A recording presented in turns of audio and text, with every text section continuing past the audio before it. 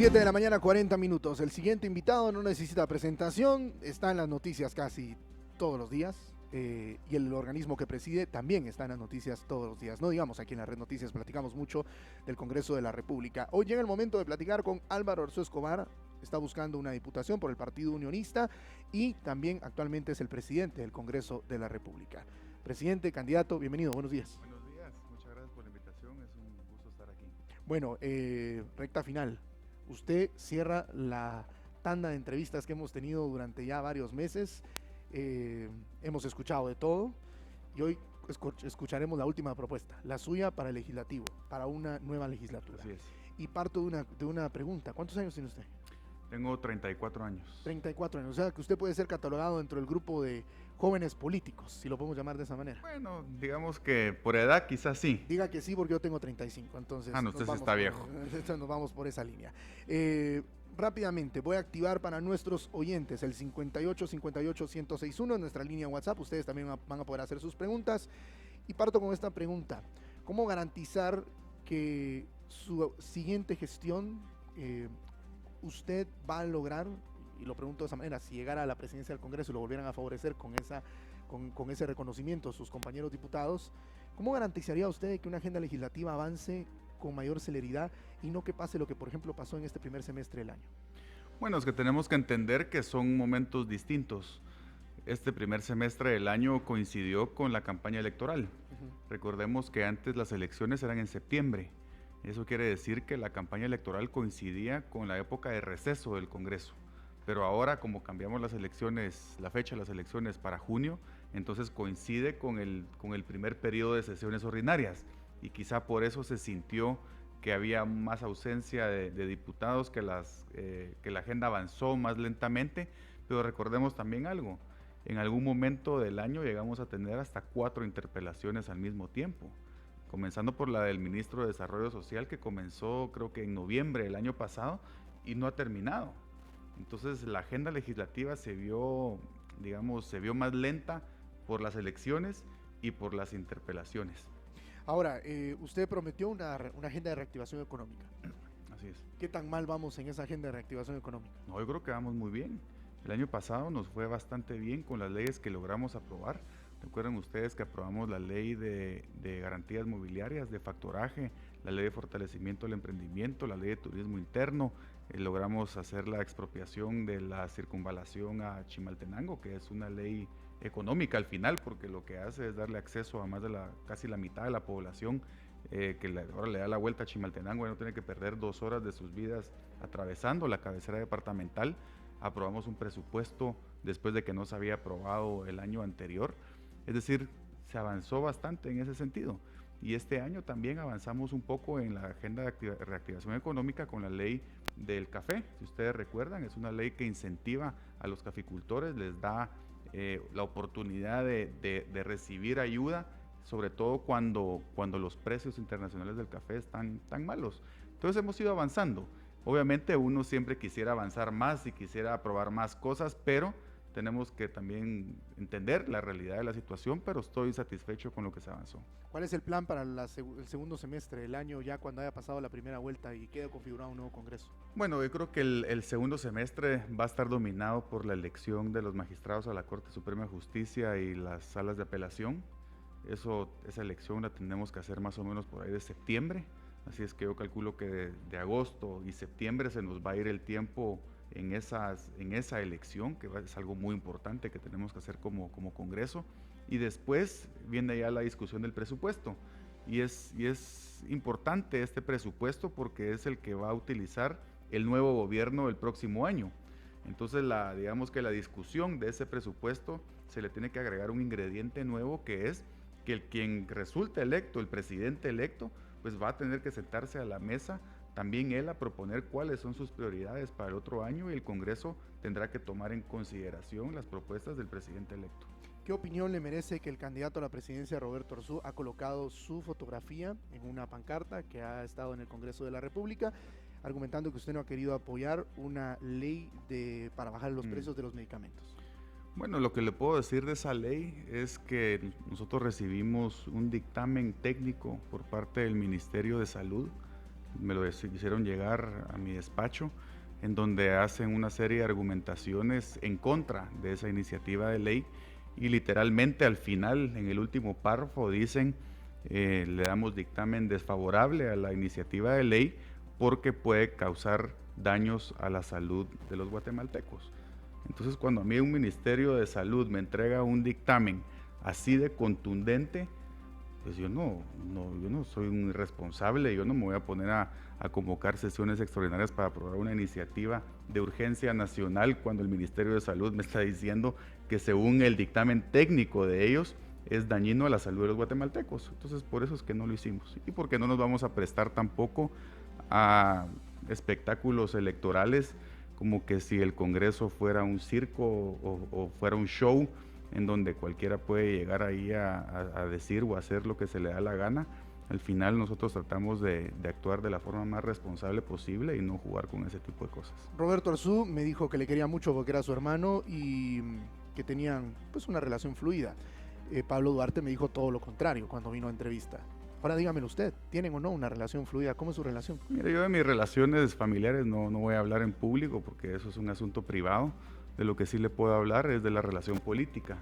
Y en ese sentido, él tiene su proyecto político con los partidos PAN Podemos, con los cuales nosotros, que pertenecemos al Partido Unionista, no tenemos absolutamente ninguna relación, ni alianzas, ni estrategias en conjuntas, ni mucho menos.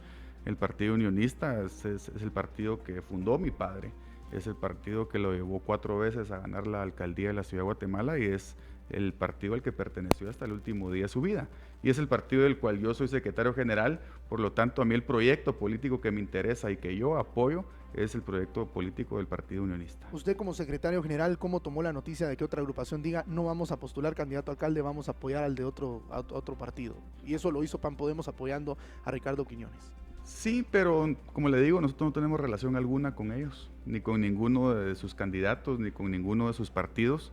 Ricardo Quiñones ha hecho una excelente campaña. Ricardo Quiñones pertenece al comité ejecutivo del Partido Unionista, él es secretario adjunto del partido, es decir, es fundador del partido y con él sí mantenemos una relación muy fluida, no solo personal, sino que también una relación muy fluida políticamente. Y ahora en época electoral hemos salido a caminar la ciudad de Guatemala por 3 meses de manera conjunta y estamos seguros que va a ser no el próximo alcalde, sino que va a continuar siendo alcalde. Pero los partidos pueden darle o decir que apoyan a quien quieran, pero la realidad es que el alcalde Quiñones es del Partido Unionista. Hablemos de esa base electoral tan fuerte que ustedes tienen en el área metropolitana, principalmente en la ciudad capital. Ayer Sid Gallup con Fundación Libertad y Desarrollo han publicado una encuesta donde dan un empate técnico entre Ricardo Quiñones y Roberto González. ¿Usted qué opina de esa encuesta? No, nosotros tenemos nuestros propios números. De hecho, la semana pasada salió la encuesta de Prensa Libre en donde había una diferencia más o menos como de 14 puntos. Unas semanas antes había salido una en el periódico donde estaba arriba Canela. Entonces, la realidad es de que nosotros manejamos nuestros propios números que coinciden mucho, por cierto, con los de Prensa Libre, así también como la presidencial, coinciden mucho con nuestros números. Así es que nosotros no le ponemos atención a esas situaciones y entendemos que es político y entendemos que se manejan encuestas. Si usted se mete a redes sociales, lo que más le brincan son encuestas de páginas falsas que cada quien hace su encuesta a su medida. Al final nosotros manejamos nuestros propios números y estamos convencidos que tendremos una victoria el día domingo. En una próxima legislatura y en esos próximos 6 meses, ¿se va a mantener esta relación con la prensa? Se lo pregunto, porque habíamos querido entrevistarlo desde hace mucho tiempo. Hoy que estamos en candidatura nos ha aceptado usted la entrevista y lo entendemos perfectamente, es parte del juego político, pero ¿se va a mantener esta relación con la prensa por parte de Álvaro Arzú Escobar?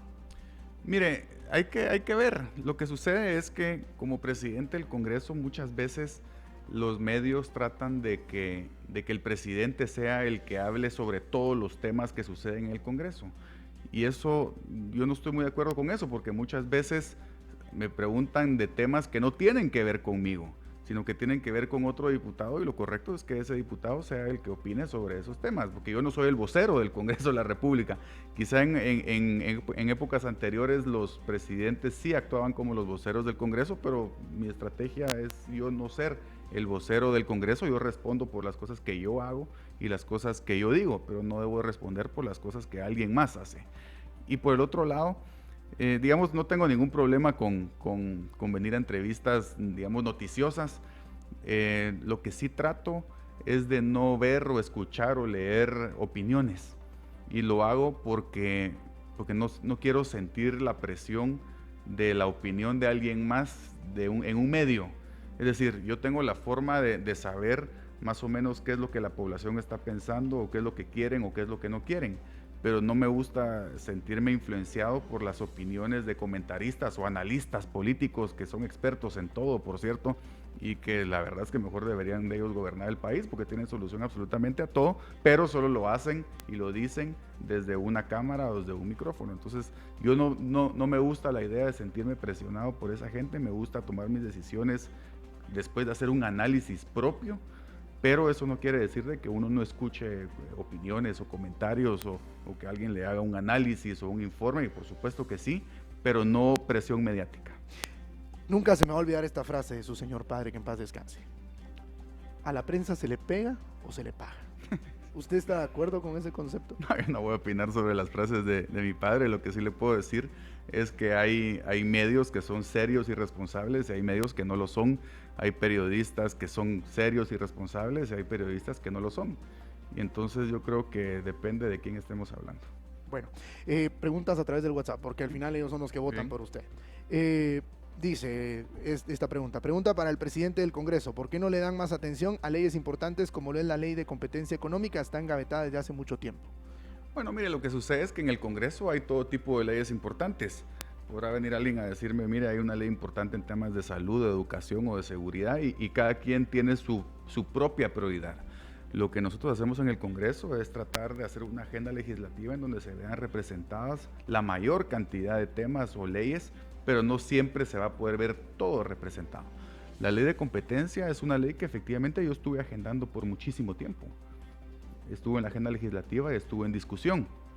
Cuando ya estábamos cerca de aprobarla, nos dimos cuenta que el problema que tenía es que tenía más de 30 y pico enmiendas. Entonces la decisión que tomamos era mandarla de vuelta a la comisión para que esas enmiendas se integraran al nuevo dictamen, en un nuevo dictamen, para no tener que aprobar cada una de las enmiendas. Entonces comenzó otra vez su proceso de discusión. Entiendo que está en segunda lectura, si no estoy mal, y lo que tenemos que ver también es que es una ley que requiere de una mayoría calificada, es decir, se necesitan 105 votos, que no es fácil conseguir en el Congreso. Es las 2/3 partes del Congreso y no es fácil conseguir. Si no es fácil conseguir 80, conseguir 105 es mucho más difícil. Habemos algunas personas, algunos diputados que tenemos algunas dudas sobre esa ley. Consideramos que es importante, pero tenemos la duda sobre la superintendencia de competencia, porque en Guatemala tenemos la tendencia de crear instituciones que se vuelven todopoderosas y después eso se presta a una serie de abusos y tenemos algunos temores con esa superintendencia. Ahora, me surge la siguiente duda: ¿qué tan difícil es manejar un Congreso donde, inclusive les confieso, amigos oyentes y televidentes, a mí me pasó? Estábamos en el foro de candidatos a diputados y les hago la pregunta si están a favor o en contra de la aprobación de una ley. Cuando les damos 30 segundos a los diputados para que expliquen por qué están a favor o en contra, Orlando Blanco toma la palabra y me dice: yo ni estoy a favor ni estoy en contra. Pero levantó la mano, o sea, estaba a favor. Y me dice, pero habría que analizarla, habría que hacerle algunos cambios. Entonces yo en ese momento entendí, se desmarcó. Si estuviéramos en el Congreso de la República, se desmarcó. ¿Qué tan común es esto de que alguien le diga, señores, están a favor o en contra, cuando están definiendo la agenda para la semana en jefes de bloque, y que después en el Congreso se le salgan y que usted pierda total control de la agenda legislativa para esa semana? Bueno, eso pasa todo el tiempo. Yo ayer en una entrevista decía que yo estudié ciencias políticas, tengo una licenciatura en eso y tengo una maestría en política económica, pero realmente creo que para verdaderamente entender el Congreso tuve que haber sacado un doctorado en sociología, en psicología, porque al final lo que se da dentro del Congreso es un trato humano entre personas, es hablar, es tratar de convencer. A veces le dicen que sí, a veces que no, a veces dicen sí y después a la hora dicen no, que es un poco lo que usted estaba diciendo. Y por supuesto que eso sucede muchísimo, pero es parte del juego político que se da dentro. Muchas veces se aprueban agendas en jefes de bloque y después cuando llegamos al pleno, pues las bancadas no aparecen. Eso es muy común, sucede a veces, pero eso, como le digo, eso es responsabilidad de cada diputado. Y por eso es de que yo no soy el vocero del Congreso y yo no soy el que tiene que poner la cara en ese tipo de situaciones por el Congreso, porque yo creo que cada quien es responsable de sus actuaciones y de sus votaciones adentro del Congreso. Otra pregunta que llega de nuestra audiencia y dice de la siguiente manera. Señor Arzú, ¿posee alguna propuesta o estrategia para regular los salarios de los empleados del Congreso y el gasto de arrendamiento del legislativo? Bueno, es que eso ya se hizo. Recordemos que comencemos por el principio. La Constitución dice que el Congreso de la República tiene que tener su propia ley de servicio civil, y de hecho la tiene. Y en el 2016 se reformó la ley de servicio civil del Congreso y se regularon todos los salarios. Es decir, todas esas personas que ganan muchísimo dinero en el Congreso, eso ya no puede volver a pasar en el futuro. Lo que sucede es que esas personas siguen ganando esos salarios porque ya es un derecho adquirido del trabajador. Yo no le puedo aplicar la ley de servicio civil de forma retroactiva a una persona que ya ganaba esa cantidad de dinero. Pero en la nueva ley las reformas que hicimos a la ley de servicio civil, quedó establecido que ningún trabajador puede ganar más que un diputado. Pero eso solo aplica para las nuevas contrataciones, no para los que ya ganaban esa cantidad de dinero antes. Y eso no lo digo yo, lo dicen los jueces. Entonces, en ese sentido, sí tenemos ese problema, pero las nuevas contrataciones ya no pueden ganar más que un diputado. ¿Le puedo decir que usted es un anti-CICIG? Sí. Sí, bueno. Como usted está... Mucha honra. A mucha honra, usted es un anti-CICIG. Bueno, ¿cómo solucionar el problema de la lucha contra la corrupción, tomando en cuenta de que la CICIG ya se fue y que es un proyecto que seguramente, y muchos candidatos nos lo han dicho, no regresará? ¿Cuál sería la propuesta que usted haría ante el legislativo para fortalecer la lucha contra la corrupción? Bueno, es que es en dos sentidos. Primero es llevar gente honesta al gobierno, al Congreso. Si llevamos gente honesta al Estado, no tenemos que estar luchando contra la corrupción, o se hace más fácil y más barato la lucha contra la corrupción si las personas que están ahí son honestas. Ahora, si siguen entrando corruptos, obviamente se vuelve más complicado. Pero por el otro lado, lo que tenemos que hacer es, primero, dejar de pensar que de afuera nos van a venir a resolver nuestros problemas. Tenemos que dejar de creer de que los de afuera no son corruptos, porque sí lo son. La CICIG es corrupta, lo fue, hizo abusos, cometió muchísimos abusos, cometió muchísimas ilegalidades. Entonces, pensar que lo que viene de afuera, solo porque hablan con acento, es mejor que los guatemaltecos, o que no son corruptos, eso es una falacia y es una fantasía. Pero lo que tenemos que hacer como guatemaltecos es fortalecer nuestras propias instituciones, porque nosotros no podemos seguir dependiendo de que comisiones internacionales vengan aquí a tratar de resolver nuestros problemas. Eso nunca va a pasar, porque ellos también tienen sus propias agendas y sus propios intereses. Lo que tenemos que hacer es fortalecer nuestras instituciones, y en ese sentido es el Ministerio Público, y el Congreso lo ha hecho. Recordemos que en el 2016 se reformó la ley orgánica del Ministerio Público, se le fortaleció. Antes un presidente podía quitar con un plumazo al fiscal general, eso ya no se puede hacer. Se protegió y se le dio la autonomía que la Constitución dice que debe tener el Ministerio Público y el fiscal general. Nunca ha tenido un presupuesto tan alto el Ministerio Público. Y en los últimos Pero plata no significa efectividad. No, bueno, no, pero sí la necesitan, porque obviamente ellos necesitan también crecer territorialmente. Y con ese dinero ellos se han expandido y han abierto sedes en casi todos los departamentos y municipios del país. Entonces sí se necesita dinero. Claro, se puede usar mal el dinero, estoy de acuerdo con usted, pero sí se necesita dinero para tener una expansión territorial. Las reglas que les pusimos al Ministerio Público cuando reformamos su ley orgánica fue para fortalecerlo, y ellos mismos lo dijeron en ese momento. Entonces yo creo que tenemos que ir en la línea de fortalecer nuestras instituciones. ¿Usted qué diría contra esas personas que a usted le catalogan como uno de los principales personajes en el llamado Pacto de Corruptos? Eso del Pacto de Corruptos fue un hashtag que algún tuitero se le ocurrió en algún momento, y después los medios se montaron en eso, y después un partido político se montó en eso y trató de hacer una campaña política muy, muy poco exitosa, por cierto, y se volvió ridículo el tema, al punto que hubo un momento en una de las disputas que hubo entre el presidente Morales con la CICIG, en donde el senador de la Florida, Marco Rubio, salió en apoyo del presidente Morales, y ya estaba en los medios y algunas personas diciendo que Marco Rubio era ahora parte del Pacto de Corruptos. Ahora resulta que también Juan Orlando Hernández, presidente de Honduras, es parte del pacto de corruptos porque no dejó entrar a Telma Aldana en Honduras. Después habían unos hasta que se atrevieron a decir que el presidente Trump era ya parte del pacto de corruptos. Entonces se convirtió en un tema en donde si estás conmigo sos honesto y si estás en contra mío sos corrupto. Y todos los que no estén conmigo son el pacto de corruptos. Pero la verdad es de que es una... La verdad, yo creo que bajó a la discusión política a niveles patéticos, porque no hubo discusión política. Lo único que hubo fue, si estás conmigo sos bueno y si no sos malo. ¿De qué momentos de su legislatura se arrepiente? Y usted diría, eso no lo volvería a hacer, aprendí la lección, porque no todo se puede saber cuando se llega a ser presidente del Congreso por primera vez. ¿De qué momentos de la legislatura usted no está orgulloso y de qué momento de la legislatura está más orgulloso? Bueno, yo lo tengo muy claro cuál fue uno de los peores errores que yo cometí, y lo he dicho en público muchas veces y no tengo ningún empacho en decirlo, fue votar por las reformas a la ley electoral que hoy tenemos vigentes. Es un mamarracho lo que tenemos de ley. Recordemos que esa propuesta de reforma la hizo la legislatura anterior, y cuando nosotros entramos en enero, nos obligaron, pues, nos presionaron, y por eso, y ese es mi tema con la presión, de recibir presión y de actuar bajo presión. Nos presionaron muchísimo los medios de comunicación, la sociedad civil, el sector privado, la comunidad internacional. Todos nos llenaban los balcones del Congreso de gente, nos encerraban en el Congreso para que aprobáramos la ley electoral, y la aprobamos sin mayor discusión, sin mayor cambio, y hoy tenemos ese desastre. Y la aprobaron mal, ¿no? Bueno, aprobaron un mamarracho. Sí, aprobamos un mamarracho bajo presión de todos los sectores de la sociedad. Yo ya asumí públicamente mi responsabilidad, pero sigo esperando que la comunidad internacional, los medios de comunicación, el sector privado y la sociedad civil organizada asuman también su responsabilidad. ¿Por qué aprobaron un mamarracho? ¿Por qué no se logró consensuar una ley de calidad? ¿Qué hace falta para que recordemos la coyuntura del momento.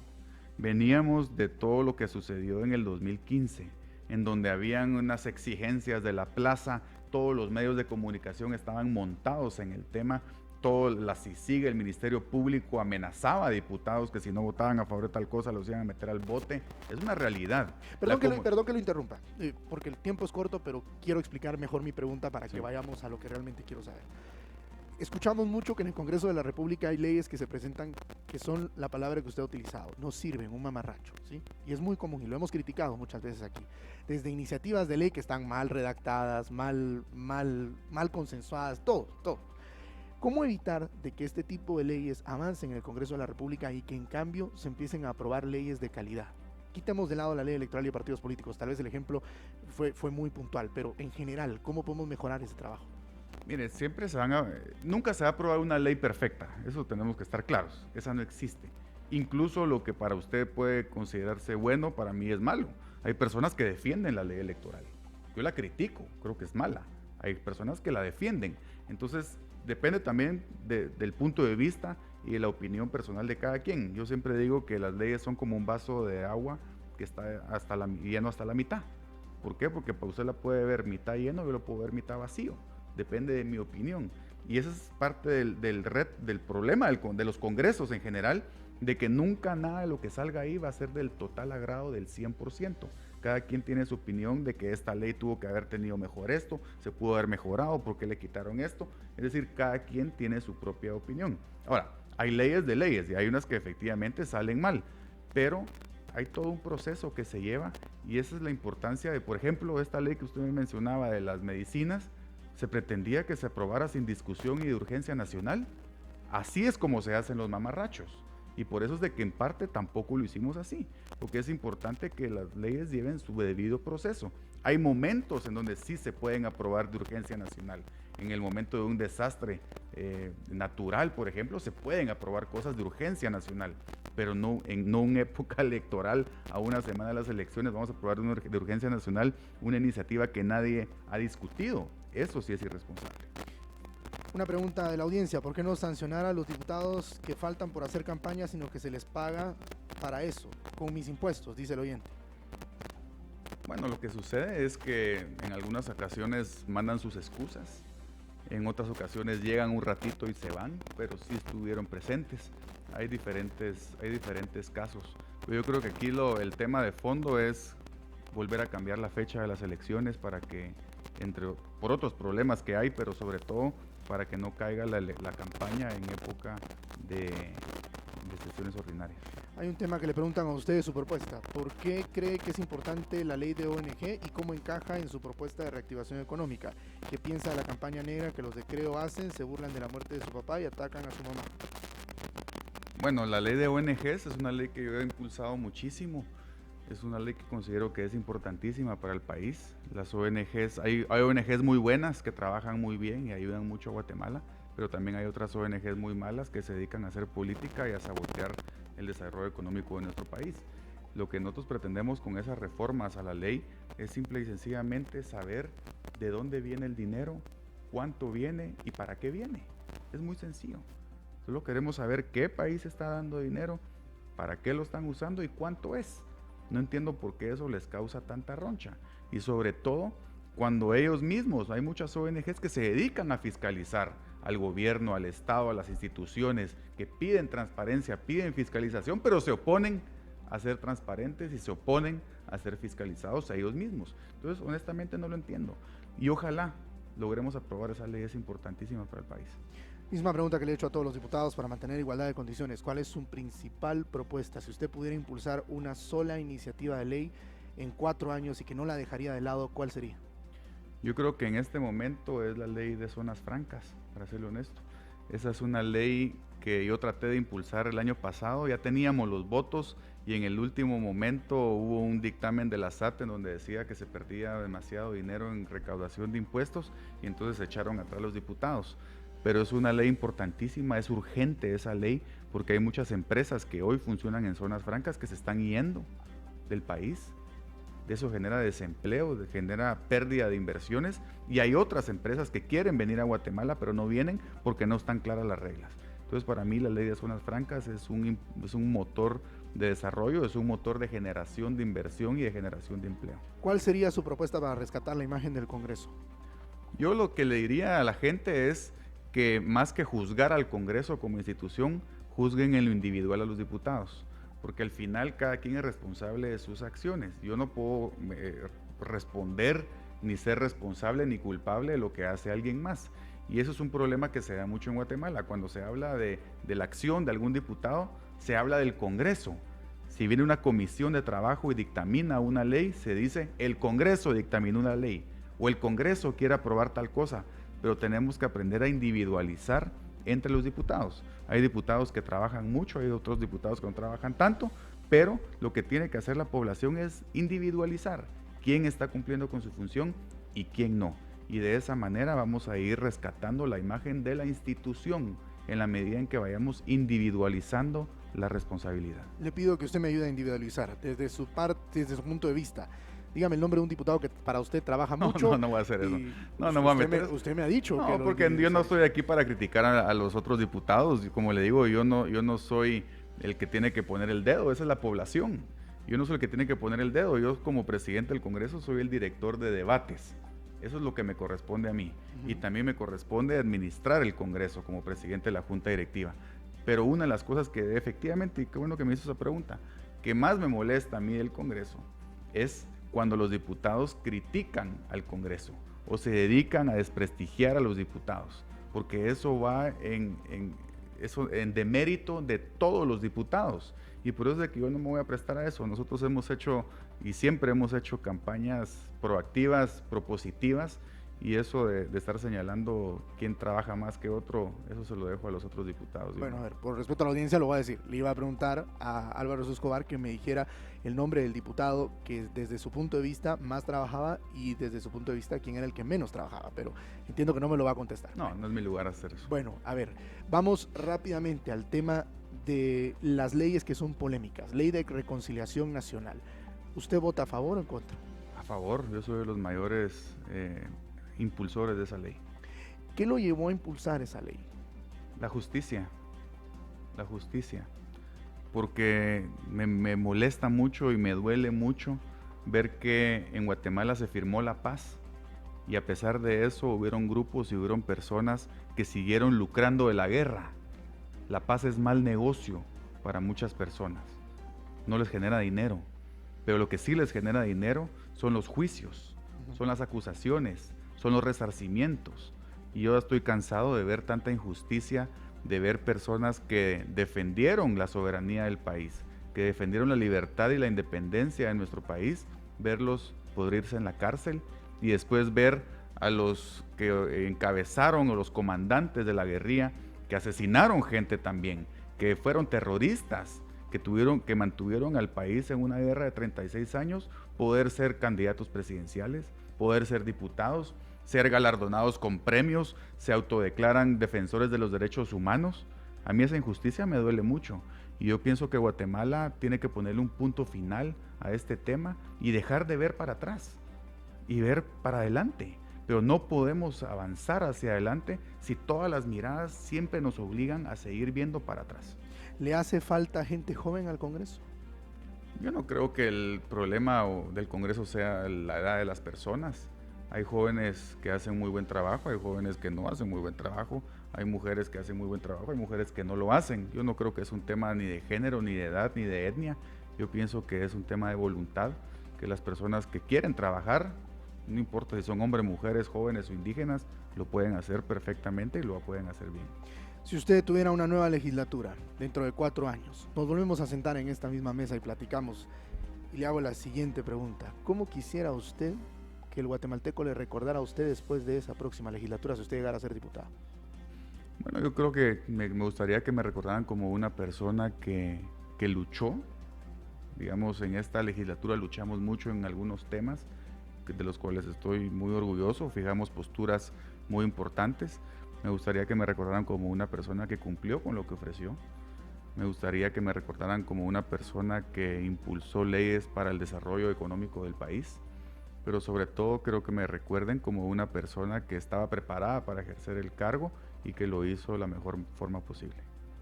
A ver, una pregunta para el presidente del Congreso, dice nuestra audiencia. 1, ¿por qué no quitan el ISR que yo pago y no veo qué hacen con ese impuesto? Mejor que lo quiten.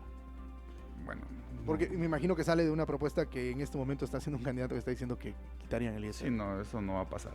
Es decir, tampoco podemos, yo estoy en favor de que existan impuestos bajos.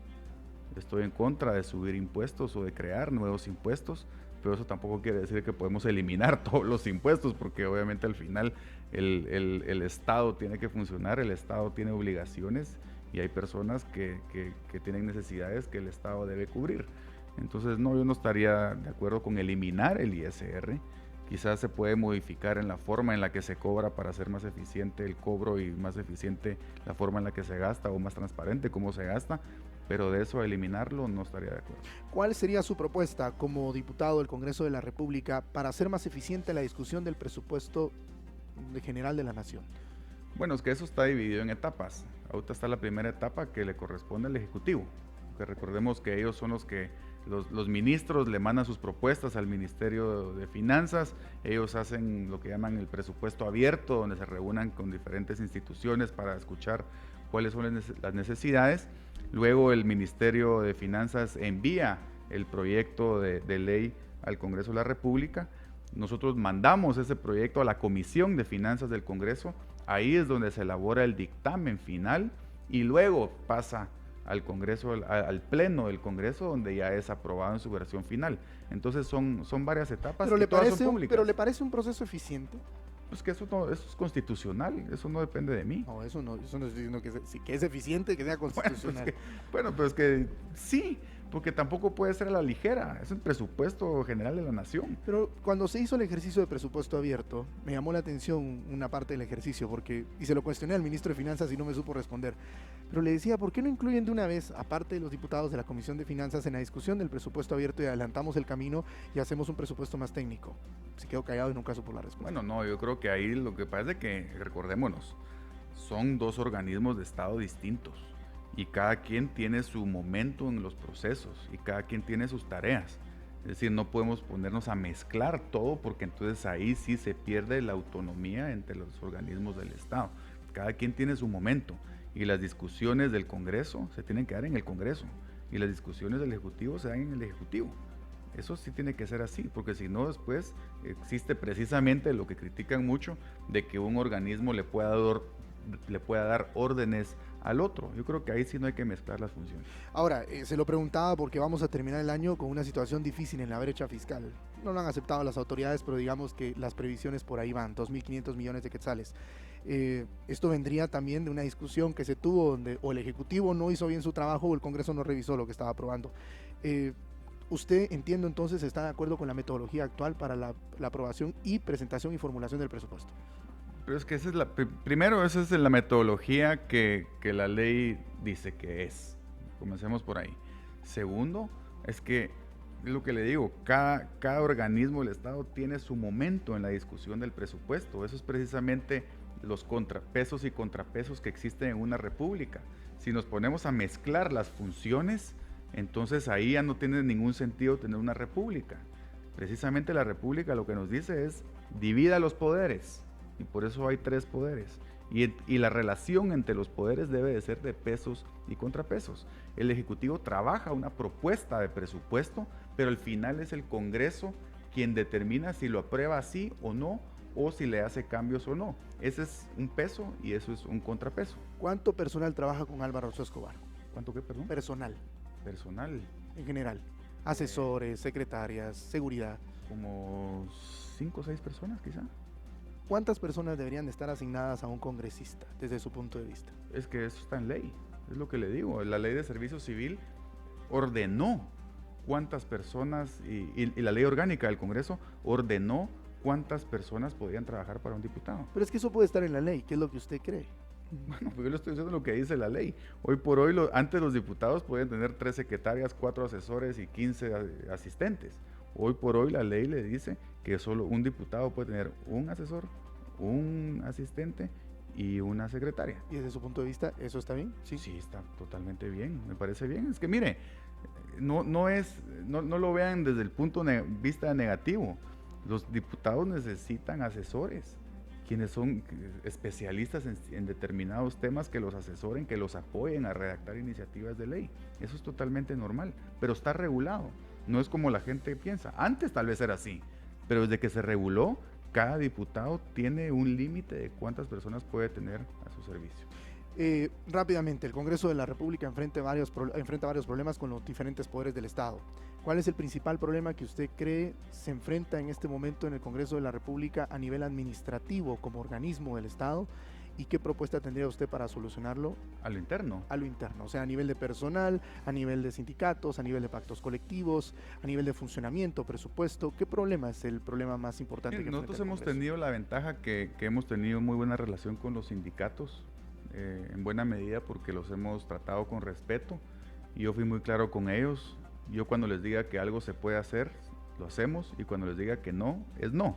Y lo entendieron, y eso generó una relación de confianza. Entonces, en ese sentido no hemos tenido mayor problema. El problema que quizá encontramos cuando entramos al tema del Congreso, de la administración del Congreso, es el desorden que había adentro. No habían manuales, no habían procedimientos. Las elecciones, por ejemplo, para elegir directores, la ley ahora dice que tiene que ser por un proceso de convocatoria. No se había hecho, solo habían encargados de despacho. Entonces lo que nos dimos a la tarea en el último año y medio fue poner orden en las finanzas y en la administración del Congreso, que todavía no se ha terminado, pero hemos avanzado mucho. Solo para que se haga una idea, en el 2017 la Contraloría General de Cuentas le puso, si no estoy mal, 28 hallazgos al Congreso de la República. En el 2018 le puso 11, y este año en el último informe de la Contraloría recibimos solamente 5. Y son temitas muy sencillos que todos se van a solventar. Claro, no quiere decir que todo sea perfecto adentro, pero sí se ha hecho un esfuerzo muy grande de poner orden en la administración del Congreso. Como secretario general, esta pregunta va como secretario general. El Tribunal Supremo Electoral acaba de aprobar un acuerdo que se ha vuelto polémico. Va a prohibir el uso de celulares o dispositivos electrónicos en el conteo de votos. Usted es comunionista, y usted como secretario general, ¿qué opina de esta medida? Me parece una aberración. Precisamente una de las ventajas que tiene nuestro sistema electoral es que es rústico. Es decir, es muy difícil hacer trampa, es muy difícil cometer un fraude por lo rústico del sistema y por la presencia de los fiscales de los partidos políticos, que es un tema que no existe en la mayoría de los países del mundo.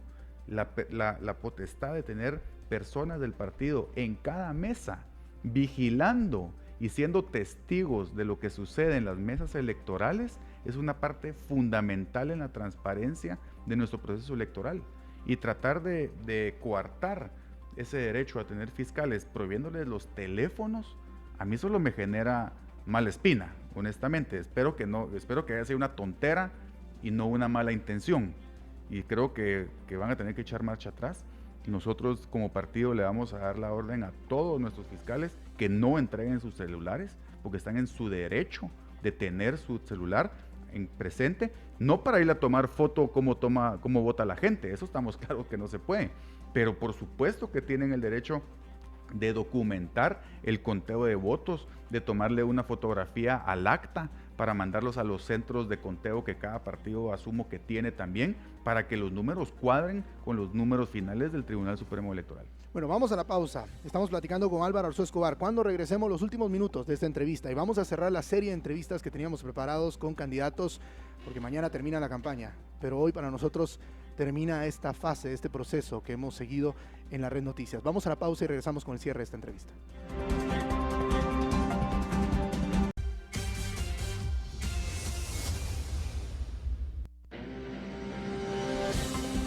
8 de la mañana, 24 minutos. Estamos platicando con Álvaro Arzú Escobar, presidente del Congreso de la República, candidato a diputado por el Partido Unionista. Vamos a finalizar esta entrevista. Me va a dar tiempo de una pregunta más para nuestra audiencia. Le repito, 58 58 1061 es el número de WhatsApp de la red. De nuevo, 58 58 1061. En lo que llega la pregunta, rápidamente le hago yo una consulta. ¿Qué ofrece Álvaro Arzú Escobar que no ofrecen otros diputados y por qué el guatemalteco debería de votar por usted? ¿Qué ofrezco yo que no ofrecen los demás diputados? Yo puedo decir que ofrezco yo. Yo ofrezco preparación, ofrezco vocación, ofrezco voluntad para hacer las cosas, y en esta próxima legislatura puedo ofrecer experiencia también. Y una buena experiencia porque ya tuve 4 años de ser diputado y 2 de ellos presidente del Congreso. Pero lo que ofrezco es también un equipo de trabajo. Ofrecemos en el Partido Unionista gente preparada, gente con experiencia, gente que ha estado en la administración pública y gente que ha demostrado que cuando nos dan la oportunidad de hacer las cosas, las hacemos bien. Rápidamente, vamos a aclarar este tema. Usted ayúdeme a aclararlo. Yo voy a hacer la respuesta, que es no se puede, pero me pregunta la gente, ¿qué pasaría si Álvaro gana de diputado y su hermano gana la presidencia? ¿Los dos pueden estar? No, yo no pudiera asumir. Ok, esa es la respuesta que también Roberto Arzú nos dio en su momento, y es que usted lo tiene que saber, amigo oyente. No puede asumir usted en su caso. El que no puede asumir soy yo. ¿Y cómo esto le afectó? Usted dijo, usted se molestó. A ver, yo tengo un hermano pequeño, si mi hermano se lanza, yo me lanzo, y después me entero que por él yo no podría tener la oportunidad que yo tal vez me he ganado, no sé si me molestaría o no. ¿Usted cómo lo tomó? Pues mire, es que yo veo las cosas un poco distintas. Yo veo, a mí lo que me interesa y por lo que estamos trabajando y luchando muy fuerte es por el proyecto político del Partido Unionista, que lo vemos como un proyecto político no coyuntural, no electoral, sino que lo vemos como un proyecto político de largo plazo. Si en esta ocasión yo no pudiera asumir como diputado, pues yo me seguiría dedicando al proyecto político del Partido Unionista para preparar el partido para las futuras elecciones. Eso es lo que a mí verdaderamente me interesa, que es el proyecto del partido, que dicho sea de paso somos el tercer partido más antiguo de Guatemala. ¿Pero qué sentimiento le generó? No le generó ningún sentimiento. Pues no, porque cada quien está en su derecho de participar, honestamente, y de verdad, nosotros estamos muy involucrados en el proyecto del partido y eso es lo que a mí me interesa. No le ha ido nada mal a su hermano en las encuestas. En una segunda posible vuelta, porque hoy ya se hacían inclusive algunos escenarios donde él pasara a segunda vuelta, ¿ustedes aceptarían una alianza con PAN Podemos? No. Bueno, primero hoy salió una encuesta de Prensa Libre donde lo ponen en 4º lugar, pero no aceptaríamos una alianza con ellos y le voy a contar una historia. Mi papá, yo era muy cercano a él y él no le daba lecciones a uno, sino que él contaba sus experiencias y con la ilusión de que alguien le pusiera atención y aprendiera algo de ellas. Y una experiencia que él me repetía una y otra vez era de cuál él consideraba que había sido su peor error político en su vida política. Y él siempre mencionaba la misma historia, y era cuando él fue candidato en 1990, candidato a presidente, perdió, ganó Serrano Elías, y hicieron una alianza en la segunda vuelta, el PAN con el MAS, que era el partido de Serrano. Y a mi papá lo designaron, ya cuando ganó Serrano, lo designaron como canciller. Y él siempre detestó haber sido canciller, él se arrepintió de eso. Duró un año más o menos, se peleó con Serrano Elías y renunció, pero él siempre habló de que su peor error fue haber hecho una alianza en segunda vuelta y apoyar a un candidato, y se arrepintió toda su vida. Y me lo repitió una y otra vez, así es que me lo tomo como una lección, y el Partido Unionista no apoyaría a ningún partido públicamente. Voy a leer rápidamente dos preguntas. La primera, ¿usted estaría a favor de restringir la reelección de los diputados? No, no estaría a favor. Primero, no se puede, porque la Constitución dice que se permite la reelección, habría que reformar la Constitución. Pero segundo, me parece que es importante que haya una elección, una reelección, o la posibilidad de reelegirse.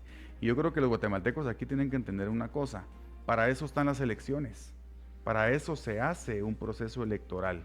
Ahí las personas tienen en sus manos, con un crayón, pueden decidir quién se reelige, quién no, quién gana, quién pierde. Entonces no es cuestión de prohibir la reelección, sino que es cuestión de que los guatemaltecos voten en favor de quien quieren que sigan y voten en contra de quien ya no quieran que siga. Así de sencillo es. Le voy a leer la pregunta tal y como la mandaron. Tendré que explicar alguna parte, pero buen día. Con esta pregunta terminamos, por cierto. Buen día. El señor Arzuno respondió qué leyes se habían aprobado durante su gestión que hayan beneficiado al pueblo de Guatemala. Habló de orden en el Congreso, etcétera. Y otra, ¿por qué salarios tan elevados? ¿Por qué salarios tan elevados, más dietas, combustibles, etcétera? Y por qué, por favor, no responda que eso dice la ley, ya que al responder eso lo que hace es evadir la pregunta. ¿Por qué no aprobar una ley donde se baje el salario, eliminen las dietas y vivan con un salario como lo hacemos todos los guatemaltecos? Y le voy a mostrar la pregunta para que no crea que soy yo el que las hace. A ver, esta es la audiencia. Pero vamos por partes, entonces. Vamos por partes. A ver, vamos primero, y lo voy a ordenar yo. A ver, primero, las leyes en ¿por qué no ha beneficio del respondido pueblo? las leyes en beneficio del pueblo? Pues se las contesté, le di 4, 5 les di. Les di la ley de factoraje, les di la ley de garantías mobiliarias, la ley de turismo interno, les di la ley de fortalecimiento del emprendimiento, y les puedo dar más. El préstamo para el programa de Crecer Sano, que es un programa para combatir la desnutrición crónica. Aprobamos un préstamo para la construcción de escuelas. Le incrementamos el costo, no el costo, sino el dinero que se le da a la refacción escolar en las escuelas, de 2 quetzales a 4 quetzales, si no estoy mal. Es decir, sí se hacen muchas cosas. Yo lo que tal vez le pido es que se informe un poco más a la persona, porque sí hicimos bastantes cosas. ¿La segunda cuál era? Se lo voy a juntar porque son dos partes, pero creo que se va en una pregunta. ¿Por qué no aprobar una ley donde se baje el salario, eliminen las dietas y vivan con un salario como lo hacemos todos los guatemaltecos, los diputados, lógicamente? Bueno, yo estaría de acuerdo que se bajara el salario de los diputados, porque se lo bajen todos los funcionarios del Estado. Porque los diputados, si lo comparamos con los ministros de Estado, si lo comparamos con jueces, ganamos mucho menos. El procurador de los derechos humanos gana como 75,000 quetzales, pero yo no veo que nadie le esté exigiendo a él que se baje su salario. El fiscal general también gana por ahí, o más. Entonces, si comparamos los salarios de los diputados, y no voy a decir si son altos o son bajos, o es justo o es injusto, pero si lo comparamos con los salarios de otros funcionarios públicos, los diputados ganan muchísimo menos. Esa es una realidad.